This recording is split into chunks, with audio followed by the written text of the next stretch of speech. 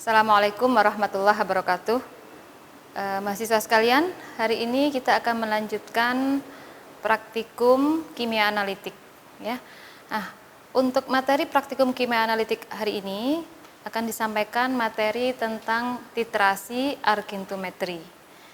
Titrasi argentometri pada dasarnya adalah metode volumetri, yaitu metode penentuan analit yang didasarkan pada besarnya volume larutan dari zat yang sudah diketahui konsentrasinya dengan tepat. Nah, zat ini yang biasanya disebut sebagai titran. Nah, untuk titrasi argentometri itu didasarkan pada reaksi antara senyawa halida dengan titran perak nitrat ya, atau perak gitu ya. Nah, makanya kemudian disebut sebagai argentometri. Pada titrasi argentometri tetap menggunakan prinsip kesetimbangan pengendapan, di mana hasil akhirnya akan ditandai adanya endapan putih antara analit halida dengan perak. Metode argentometri sendiri dikenal ada 3, yaitu metode Mohr, metode Volhard, dan metode Vajans. Yang akan digunakan dalam praktikum hari ini adalah metode Volhard, di mana menggunakan indikator feri amonium sulfat. Sebagai penanda berakhirnya masa titrasi akan ditandai dengan terbentuknya larutan kompleks yang berwarna merah. Larutan yang berwarna merah berasal dari pembentukan senyawa kompleks besi tiosianat. Pada metode Volhard ini, prinsipnya adalah kita menggunakan larutan yang berlebih dari perak nitrat, kemudian kita tambahkan dalam larutan sampel. Nah, kelebihan dari perak nitrat yang tidak bereaksi dengan larutan sampel itu kemudian dititrasi dengan tiosianat. Dalam titrasi argentometri, praktikum kali ini sampel yang digunakan adalah senyawa halida dari bromida.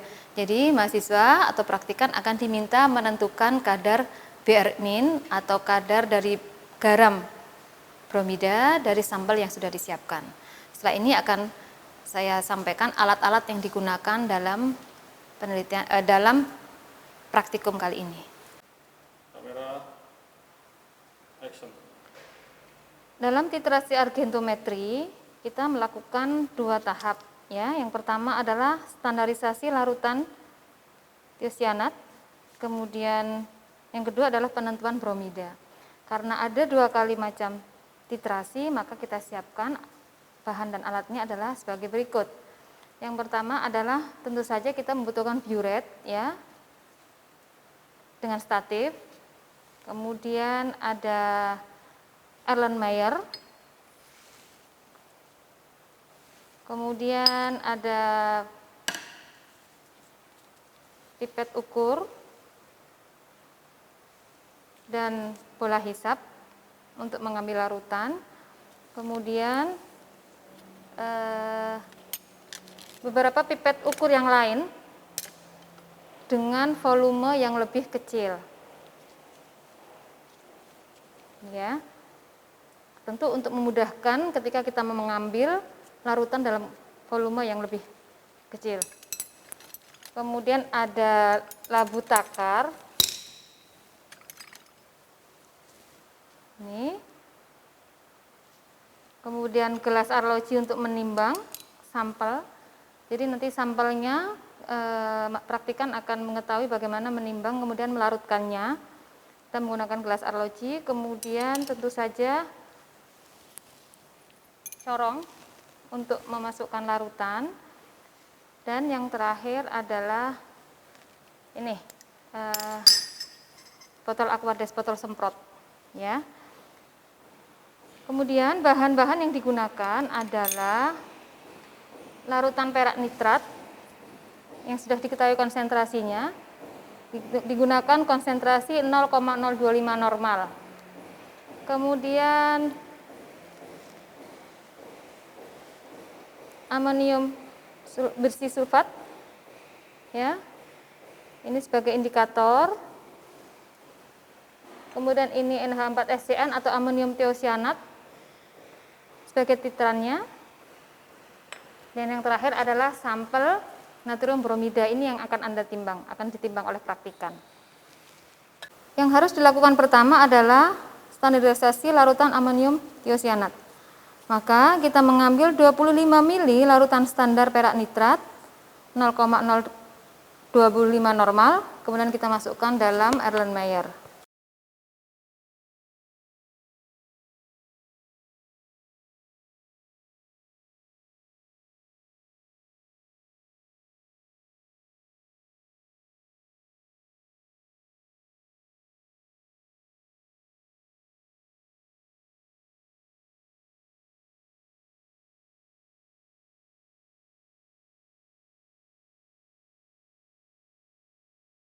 Setelah kita melakukan standarisasi dari larutan amonium tiosianat, berikutnya adalah kita menyiapkan larutan sampel.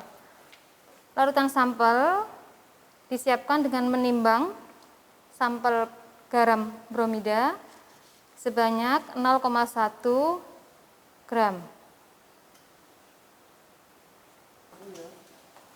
Berat yang didapatkan kemudian dicatat dalam tabel yang sudah disiapkan. Ready and action. Berat garam bromida yang sudah didapatkan kemudian dilarutkan dalam 100 ml air.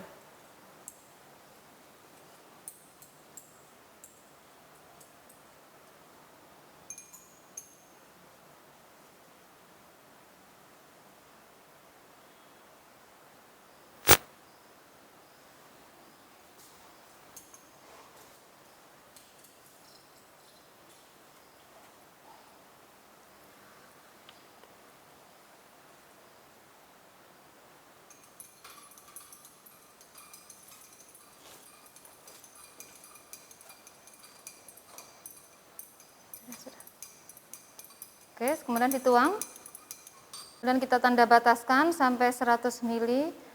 Sebaiknya kita gunakan pipet untuk menghindari kelebihan air yang ditambahkan dalam labu takar. Aquades bisa kita tuang dalam gelas kimia sehingga kita bisa mudah mengambilnya. Setelah larutan tepat diencerkan dalam 100 ml, kemudian diambil 15 ml menggunakan pipet ukur.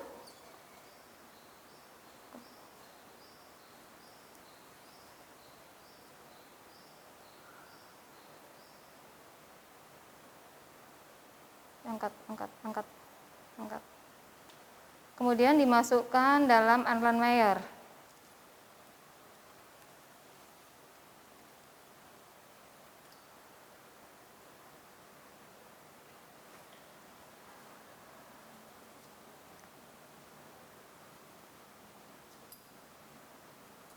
Ketika sudah tertuang dalam Erlenmeyer, berikutnya adalah menambahkan 1 mili asam nitrat. Jangan lupa penambahan asam nitrat dilakukan dalam lemari asam.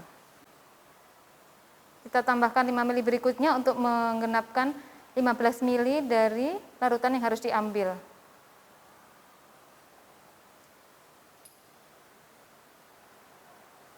Ya, berikutnya tadi menambahkan asam nitrat, jangan lupa harus dilakukan dalam lemari asam. Berikutnya adalah menambahkan beberapa tetes asam nitrat. Karena asam nitratnya adalah pekat, maka kita perlu melakukannya dalam lemari asam.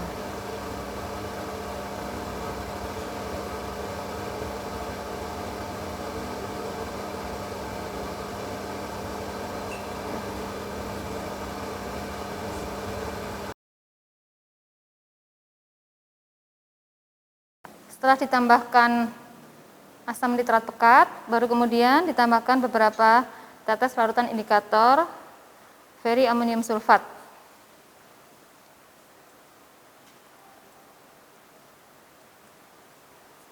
Setelah itu, kemudian dititrasi dengan amonium tiosianat sampai terjadi perubahan warna merah.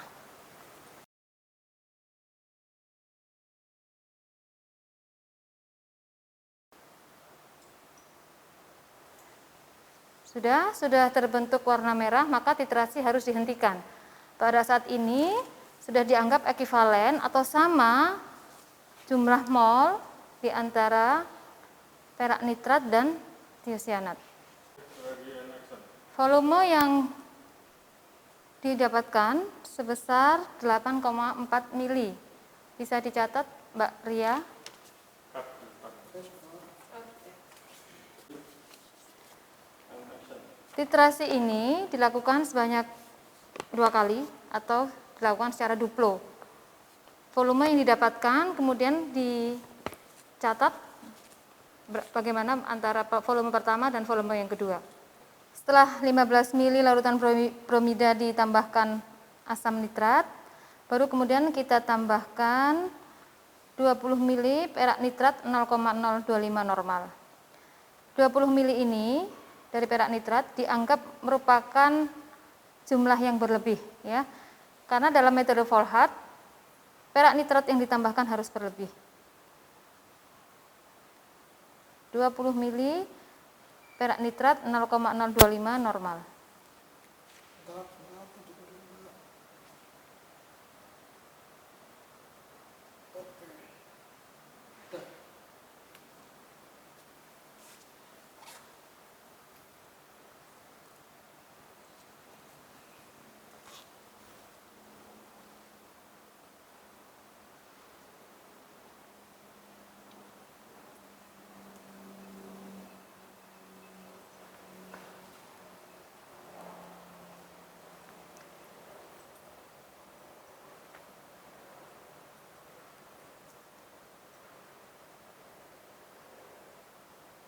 Kemudian ditambahkan beberapa tetes larutan indikator ferriamonium sulfat atau 1 mili ferriamonium sulfat.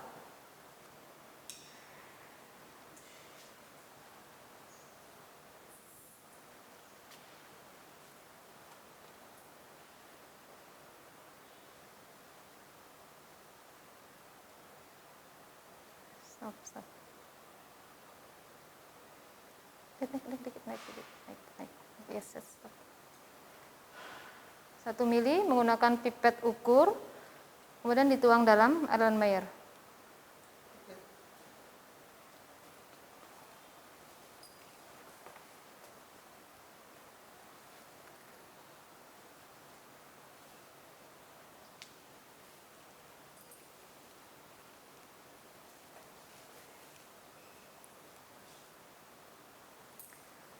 Setelah itu, Erlenmeyer siap untuk dititrasi menggunakan amonium tiosianat.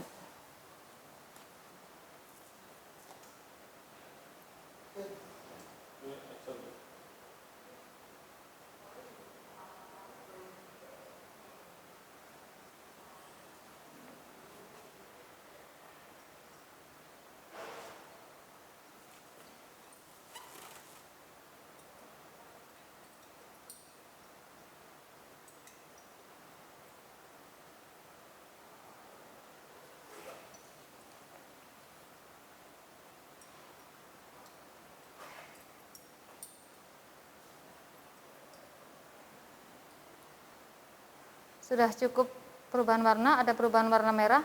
Kemudian diperhatikan berapa volume yang sudah dikeluarkan. Volumenya bisa kemudian dicatat berapa volume yang dibutuhkan untuk tepat terjadinya perubahan warna. Volume yang dibutuhkan untuk tepat bereaksi secara ekivalen sebanyak 4 mili. Tadi titrasi diawali dari 10 mili, maka kemudian sekarang menjadi 6, berarti dibutuhkan 4 mili untuk membuat reaksi tepat secara ekivalen. Titrasi ini dilakukan 2 kali atau dilakukan secara duplo. Kemudian volumenya dicatat dalam tabel yang sudah disiapkan. Baik ya, setelah kita lakukan praktikum, kemudian kita catat hasil-hasil volume yang dibutuhkan, maka kemudian kita masukkan dalam persamaan reaksi sebagai berikut. Yang pertama, karena tadi kita melakukan reaksi standarisasi, maka reaksi yang berlaku adalah ini.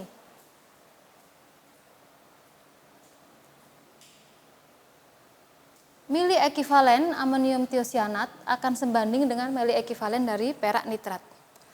Berapa kemudian tadi yang sudah kita dapatkan volumenya, tadi dicatat oleh Mbak Ria ya, sebanyak 8,4 mili. Ya. Kemudian kita menggunakan persamaan pengenceran, ya. Ini adalah konsentrasi amonium tiosianat yang kita cari. Kemudian perak nitrat kan sudah diketahui ya tadi. Maka berapa tadi yang digunakan? 25 mili perak nitrat, kemudian dikalikan konsentrasinya sebesar 0,025 normal. Dari persamaan pengenceran ini maka didapatkan konsentrasi amonium tiosianat sebesar 0,074 normal. Sudah, angka ini kemudian kita simpan. Berikutnya, tahapan berikutnya adalah menentukan konsentrasi bromida. Ini yang kita jadikan tujuan dalam praktikum hari ini, ya. Untuk menghitung penentuan bromida, konsentrasi bromida, kita lakukan beberapa bagian perhitungan. Yang pertama adalah berapa jumlah ekivalen bromida yang habis bereaksi dengan perak nitrat berlebih, ya. Maka kita tentukan mili ekivalen, saya gunakan mili karena tadi kita menggunakan satuan volume mililiter ya. Mili ekivalen dari bromida sama dengan mili ekivalen perak nitrat, tadi sudah diketahui konsentrasinya ya, ini dikurangi mili ekivalen amonium tiosianat. Maka kita gunakan persamaan ini, kita bisa masukkan data dari volume yang sudah digunakan dalam titrasi tadi. Konsentrasi perak nitrat sebesar 0,5 mili ekivalen, ya, sama ini ya tadi ya. Baru kemudian dikurangi berapa? Hasil dari titrasinya didapatkan 4 mili tadi ya.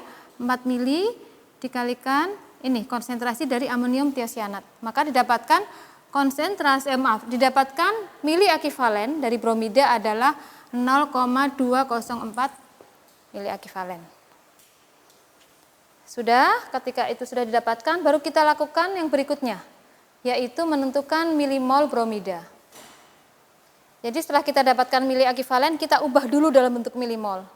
Kenapa kita ubah dalam bentuk milimol? Karena kita akan menentukan dalam satuan berat, ya. Jadi untuk memudahkan perhitungan.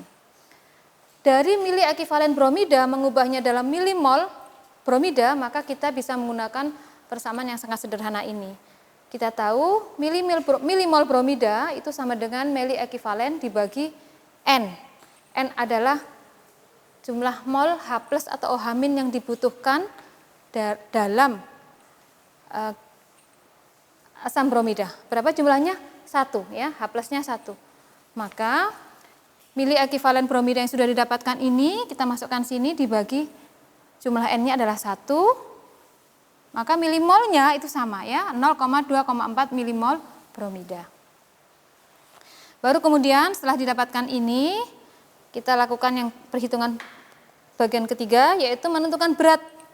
Menentukan berat Br- dalam 15 mili sampel. Kenapa dalam 15 mili sampel? Karena tadi yang dipipet itu sampelnya sebanyak 15 mili.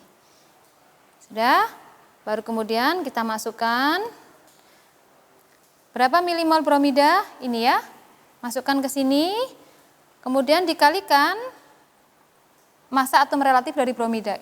Ini sebetulnya kan persamaan biasa ya, bagaimana kita menentukan berat, tentu saja dengan mengalihkan jumlah milimolnya dikalikan atom relatifnya. Berapa atom relatif bromida? Sebesar 79,9 mg per milimol, maka didapatkan ini. Jadi berat bromida dalam 15 mili sampel itu sama dengan 16,299 mg. Berat bromida sebanyak 16,299 mg, kemudian kita hitung juga dalam 100 mili.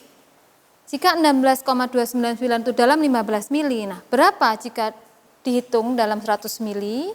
Kenapa kita harus hitung dalam 100 mili? Karena tadi berat sampelnya dilarutkan dalam 100 mili, ya. Nah, kalau gitu berapa? Berat Br- dalam 100 mili itu sama dengan, ini operasi matematika biasa, kemudian kita kalikan berat Br-nya, ini ya, kita masukkan, maka didapatkan 108,66 mg. 108,66 mg kemudian kita ubah dalam satuan gram. Maka kita bagi 1000 didapatkan 0,108 gram. Jadi berat bromida dalam 100 mili itu sebanyak 0,108 gram. Terakhir, berapa persentase bromida dalam sampel 100 mili? Oke, tadi di awal Mbak Asisten, Mbak Ria tadi sudah menimbang ya. Timbangannya tadi didapatkan seberat ini 0,1319 gram ya. Maka berapa persen bromida dalam sampel 100 mili, yaitu berat bromida 0,108 dibagi berat yang ditimbang. Ya, berapa tadi ini? 0,1319 gram dikalikan 100%. Berapa kalau begitu beratnya? Sebanyak 82,44%. Artinya persentase berat bromida dalam sampel 100 mili sebanyak 82,44%. Baik, seperti itu bagaimana prinsip perhitungannya. Nanti mahasiswa bisa menyesuaikan dalam laporannya ya. Nah, sebelum diakhiri praktikum hari ini, maka saya akan sampaikan bagaimana penulisan laporan. Silakan praktikan, nanti tetap memperhatikan buku petunjuk praktikum. Maka sistematika penulisan laporannya adalah pertama menuliskan judul, kemudian tujuan praktikum, kemudian dasar teori. Silakan dasar teori Anda lengkapi bagaimana titrasi argitometri menggunakan metode Volhard. Baru kemudian alat dan bahan, kemudian cara kerja, kemudian pembahasan. Nah, ini perlu dicari mengapa tadi harus ditambahkan asam nitrat, mengapa harus dilakukan dalam suasana asam, mengapa perlu distandarisasi terlebih dahulu, mengapa larutan standarnya adalah